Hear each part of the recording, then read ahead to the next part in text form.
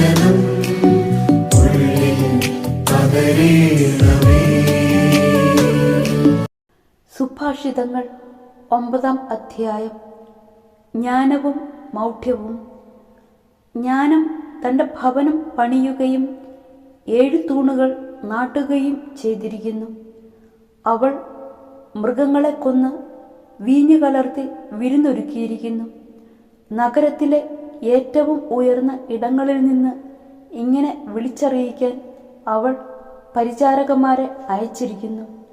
അല്പബുദ്ധികളെ ഇങ്ങോട്ട് വരുവിൻ.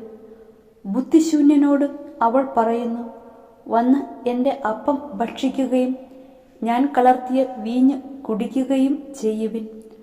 ഭോഷത്വം വെടിഞ്ഞ് ജീവിക്കുവിൻ. അറിവിൻ്റെ പാതയിൽ സഞ്ചരിക്കുവിൻ. പരിഹാസകനെ തിരുത്തുന്നവന് ശകാരം കിട്ടും.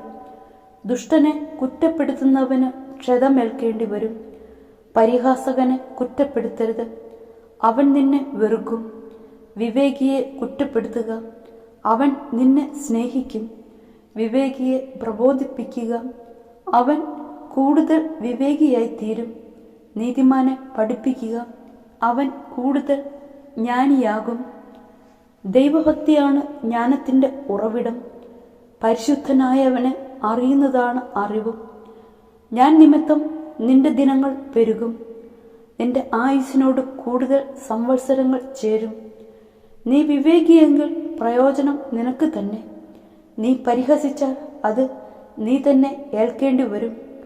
ഭോഷത്വം വായാടിയാണ്, അവൾ ദുർവൃത്തയും നിർലജ്ജയുമത്രേ.